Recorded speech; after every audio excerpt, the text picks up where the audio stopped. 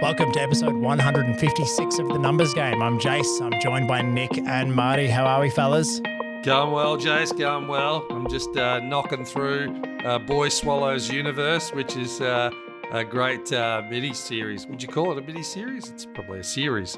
But fantastic. Aussie culture in the 80s. A lot of undertones with drug trafficking and things like that. So business owners, cover your ears, earmuffs. But it's really great to see some good Aussie drama and something you can sink your teeth to. And it was funny, Nick texted me on the weekend saying, you should get around this. And I'm going, I'm already around it, all over it. But great fun, great music, great Aussie music there as well. So get into it. Good listen. Good watch. Nick, how are you enjoying it? Yeah, it's good. Yeah, great cast too. Anyone's familiar with Travis Fimmel, local boy, he's from Echuca, from memory. The main character out of Vikings, most will remember him for, but interesting man. But yeah, it's awesome show, loving it. But just on, I was thinking about tech stack last week. We obviously spoke about tech stack. I thought about my own tech stack at home, and I'm the proud new owner of a robot vacuum. So didn't really, I was a bit on the fence, to be honest. How good could these things be? So don't have an expensive one, just bought a entry level, just seeing what would actually happen. And can I just say I'm absolutely blown away. So I think it's probably the best home investment I've made, apart from the home. Coffee house machine? Investment I've made in quite some time. No, this thing's groundbreaking. Oh, God. Does it work on carpet? Oh, mate, it goes over mats, does everything. It does backflips, I think, when I'm not home. It just does everything. So I was worried about, you've got a timber floor, for example, and a mat. Just straight over the mat, no problems. And what was interesting, we have a cat as well. So on the particular day that I set it up, the house was cleaned the day prior. Get this thing going, it does all the floor area downstairs, and it was full of cat hair. And this was a day after the house was cleaned. So it just makes you realise, particularly if you've got kids and stuff, like how much stuff is actually floating around. But yeah, this thing's obviously connected, and look, most people are probably listening to this going, yeah, duh, we know what a robot does. But it's connected to an app, so I could switch it on now. I can see it cleaning on the app.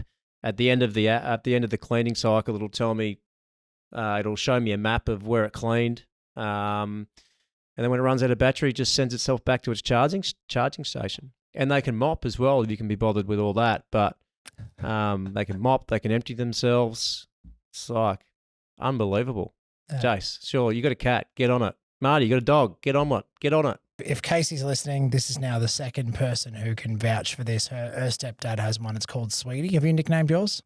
No, I haven't gone that far. Steve-O calls his robot vacuum and mop Sweetie. They've got a big kind of floorboard area in the kitchen, living room, and mate, this thing it's worked hard. Like it tried to eat the dog one day though. It did take the dog's tail in, and the dog freaked out. So hopefully your cat gets along better with your version of Sweetie. The cat had a few swipes at it the first day, as they do. But I think with this one, as I said, it's just a cheap one. So to mop, I've got to switch a few things out. But I think wait a year, I'll probably have the whiz bang for sure. Yeah, So, especially when you've already called it that you're going to be upgrading from the basic one to the next one. I love 100%. it. Always bringing us gold, Nico. Get a robot. No, that's Get it. a robot. Well, on whatever Marty said brought something to my mind, and we've just started watching on Netflix Griselda. So if you haven't heard of Griselda and you're looking for a new Netflix show to jump on, it caught me when it started. It said, Griselda was the only woman I was scared of, said by Pablo Escobar. And then it goes into, it's a bit of the old Narcos kind of importing from one country to another of, illegal substances. But yeah, quite an interesting show. So anyway, that's what we've all been up to. Robot vacuums, Griselda, and, Marty doing Marty things. Yeah, I was just going to say it's good we're just watching drug trafficking and That's what I want to be, vacuuming. Narcos. That's it. Yeah, that's right. Narcos. That's a love great it. series too. Anyway, let's get on to some Let's business. get into it. We're getting crazy at this time of day. We all probably need a coffee and turn on our robot vacuums. But we've got Nick to bring us today's episode full of energy and vibe, talking leadership principles. But I'll let you get into it, Nick. Explain us what you've brought to the team today. Yeah, thanks, Jace. I'm currently listening to an audio book, How to Win Friends and Influence People. Old book, author is Dale Carnegie, but the principles, even though written years and years ago, still stand up in today's society. So, look, it's a long book with a lot of principles, but what really stood out to me, and thinking about our listeners and business, were the leadership principles. So. Any of you guys read the book? Do you remember the leadership principles? Marty, I know you're big on leadership. I know you're big on reading as well. So, any initial thoughts around the book if you've read it? Yeah, it's a classic, absolute classic. It's up there like Think and Grow Rich by Napoleon Hill. But I like. It's funny with leadership. We've been talking about it this year. How you can lead in your own roles, whatever roles there is in business, and without those leadership qualities, you can be vulnerable. So it's a big thing I certainly want to bring to the team this year is leadership, and hopefully bring that to our listeners as well. But yeah, great principles. So I won't steal your thunder on it. No, great book. Totally agree. So it's actually been a long time since I've revisited it, so I'm looking forward to unpacking a few of the principles there, Nick. But I agree, Marty. There's a bunch of books that, Think and Grow Rich, 7 Habits of Highly Successful People, How to Win Friends and Influence. They're all in that kind of upper echelon, the E-Myth and the E-Myth Revisited. So absolute banger. Yeah. I'm looking forward to unpacking it. And it's like in comedy, there's no new jokes, right? They're only repositioned and reshaped. And this is the same with these leadership qualities. It's just repackaged for a new generation, right? Time and time again, these foundational principles are the game changers and continue to be so. Yep. Yeah, 100%. And look, it doesn't have to just be business. Like I was reading some of this stuff and thinking about parenting as well. It can go into your personal life, outside of business, and even with friends and family in your network. There's some really good qualities here. So without further ado, principle 1, and I'll read through these principles, and I might get one of you to just give me a bit of a comment on it. You boys are no doubt already doing this stuff. So principle 1, begin with praise and honest appreciation. So the first step in changing someone with our words is to focus on the positive before the negative. By pointing out the strengths of a person, we put them in a positive mindset. When we get to the negatives, they are much easier to hear and more likely to be accepted. So I guess what he's saying there is, if I'm talking to someone as a leader, the first thing I want to do is I want to point out what you're doing well, and then I've got you in. I've got your attention, I've got you on my side.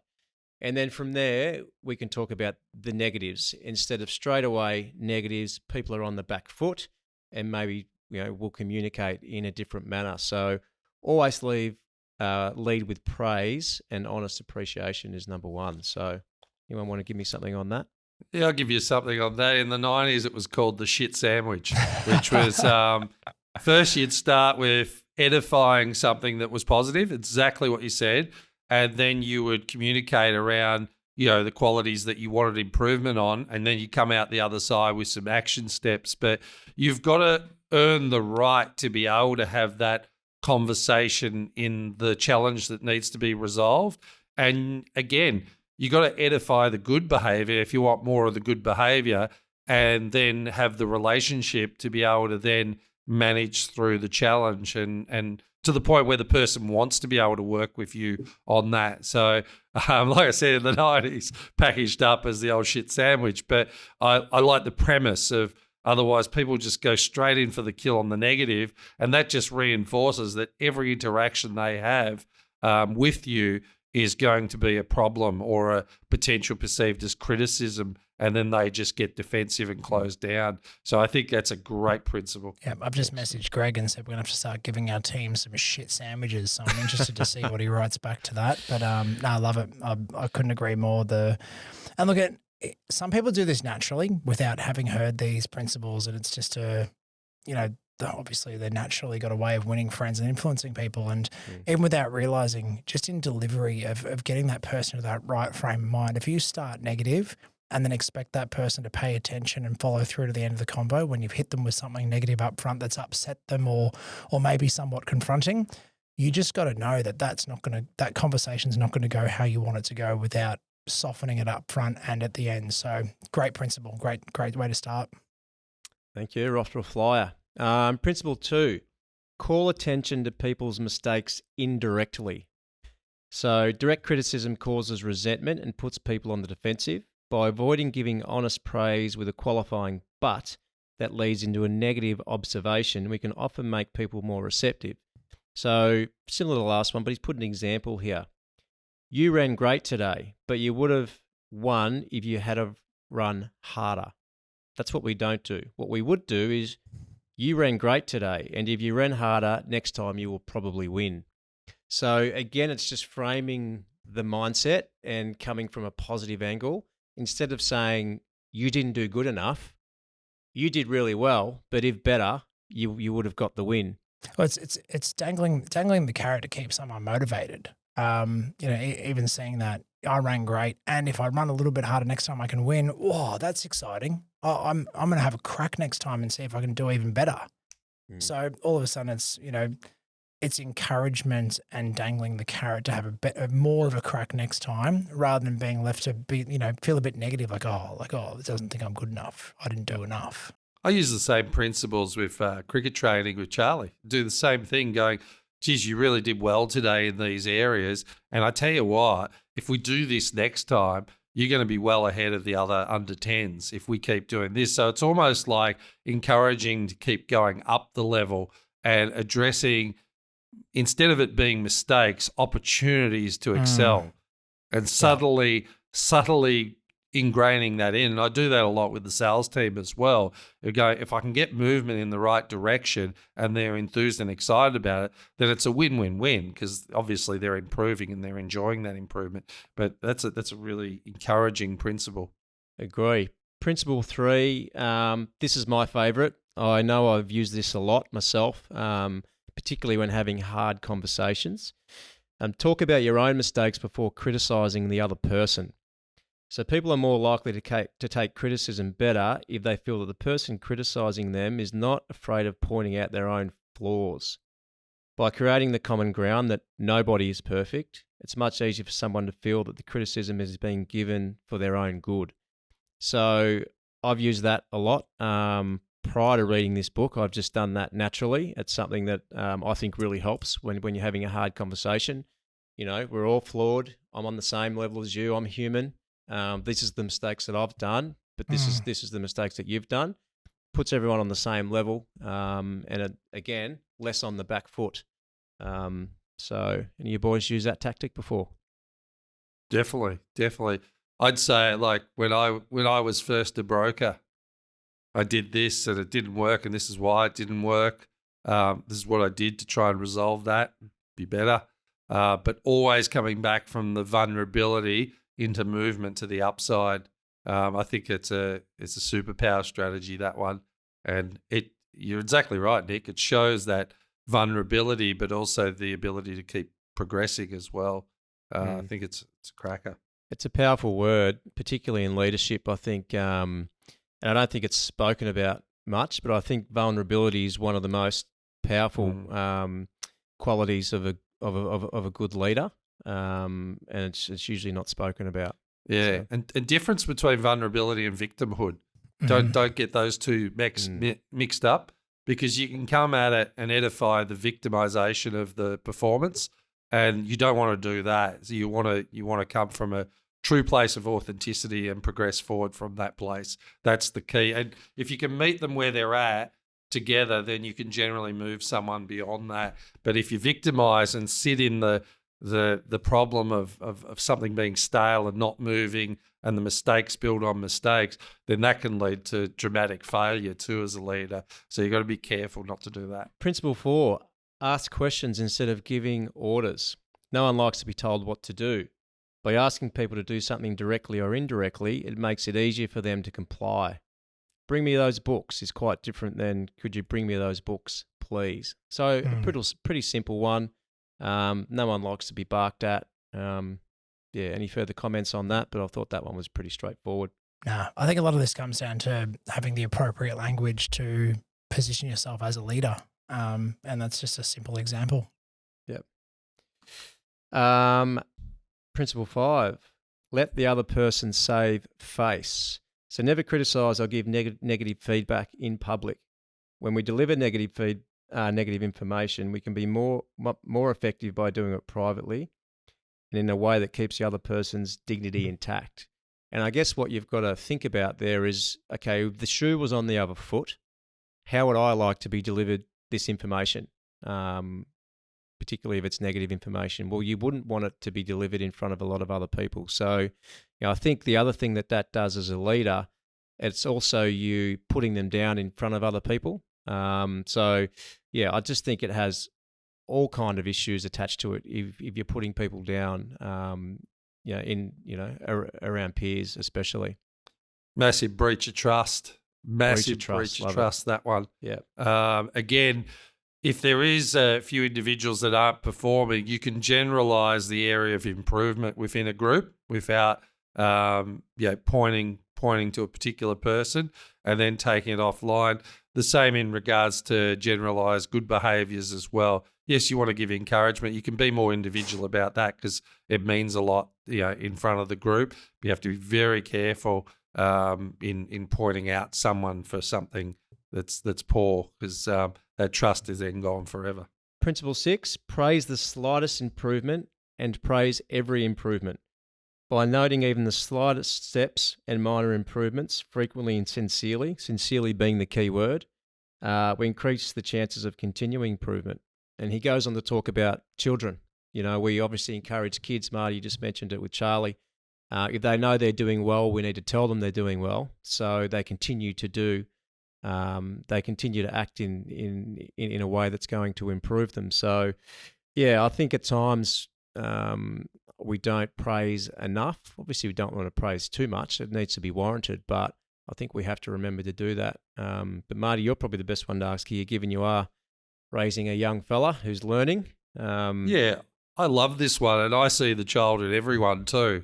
Like I go, every child's been in a position, every person's been in a position where they've copped criticism and it doesn't feel good, and you can't learn and you can't then act off that. You become fearful and your handbrake. So to me, even the slightest improvement, I will always edify, because it gets people moving in a positive direction and it builds confidence within them. As soon as they can take these subtle actions and layer it, then all of a sudden you get real momentum. You get this upward curve. And that's what I'm always looking for in people. Are they willing to apply simple steps in order to, a year down the track, that's much more complex of what they've accomplished because of putting those simple steps together. I do that with Charlie. I try and do that with friends. And even, to me, I always want someone to move towards me in regards to growing on the journey and the adventure together. So I'm a big advocate of this one. And you just praise more of what you want ultimately as a leader.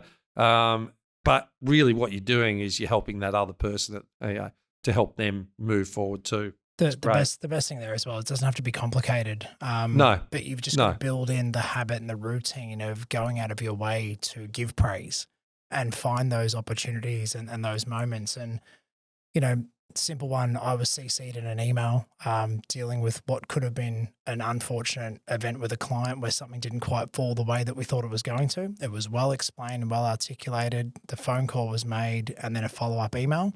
And I wrote back just internally to the team member who handled it and just said, hey, you handled this so well. I'm really proud of the work you put in here. Great job. Keep it up. And I happened to be in the office, the team member were on calls, turned around and the shoulders went back and the confidence and sat there with a bit of a head nod. And the rest of the day, this team member was up and about. Attitude was great. So it just doesn't take much to change somebody's day. So find a way to build it in, look for opportunities, emails, texts, face-to-face, whatever it is. It doesn't have to be complicated, but you just need to create a habit and a routine of praise and, getting around your team and letting them know when they're doing a great job and improving. if you're doing that 80, 90% of the time, you're getting momentum with the person. But then when there is something that's challenging, you've earned the right, and that holds more weight when you're having a discussion to move through that as well. So I think it's powerful, even when there is something that needs to be addressed, that person then is more adamant of resolving that with you as well, because of the positive feedback when it's deserved. Yep. And rolling into principle 7, and I think it's similar, but there's something here that I think is really important. So the principle is give the other person a fine reputation to live up to. And the thing he says here, which resonates with me, if we sincerely tell someone that they are great at something often enough, they will begin to believe it themselves and make it part of their reputation within themselves. So again, you're only going to do this if they are doing the right job. You're not going to tell someone they're doing well when they're not. But if we reinforce that behavior, they then start to believe, hey, this is me. This is how I act. Same as goal setting. You read your goals every day. Eventually, they just start. You start to manifest them. So it's very similar in as a leader. The more that you tell someone that they're going well, the more they want to do it, and they organically become that person over time. So I thought that was really good as well. I love that one, Nick. The great thing about being 52 and being a little older is I can see where that person that's in their 30s is going to be, and if I can give them insight to something they can't see yet, and based on their qualities and where it might end up, then that's a great thing. And and I come at it from that space to be wanting to draw them forward from where they want to draw forward. And it's I really like that, and I will talk about that to go, if you're doing that today, I can imagine where you'll be at in another 5 years, because I've seen it before. I've experienced it myself, or I've seen it in someone else, and it's important to be able to build that confidence around that better future self as well from a reputation standpoint. I think that's brilliant. Yep, I like to try and do that, and this is one that I'm trying to put into practice and have it a little bit more. A lot of the time I'll get the call or the referral to say, Jace is a tax guy, you should deal with Jace, he's awesome.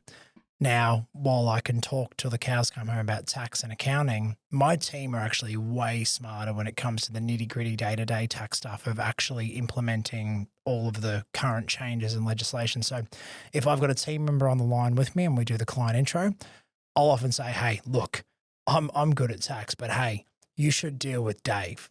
Dave, he's on the call with me right now. He is the smartest guy when it comes to the tax questions you've got, and he's the man you want to deal with. Yep. And then that pumps them up. They get off the call going, oh, thanks, Jace. You didn't have to say that. I'm like, no, I'm serious. You are way smarter than me in that area, and that's why this client should deal with you. And they sit there and they're up and about. So, yeah, I love it. Pumping somebody up publicly and giving praise or even behind the scenes, but they'll become that person too. They don't want to let you down either. If the leader is getting around them, they'll do what they can to maintain that reputation for themselves. Yeah, and then Principle 8 talks further on encouragement. I won't go into it too deep because it's very similar, but it talks about if you focus on the negative, then you put people in a negative mindset and they're not going to want to improve. So it's just another demonstration that when you are talking positive and praising people, they want to do better than a positive mindset and they go to new levels.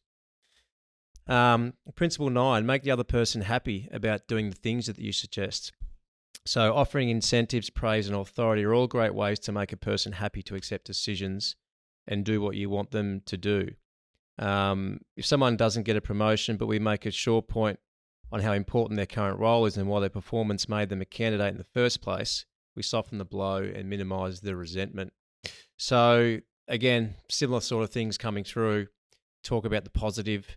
And, if you put people in that right mindset, as I said before, then they'll generally do what we want to do. Last principle, I know this will be your favourite, Marty, because I've seen you put this in action, but throw down a challenge. People love to compete and they love winning even more.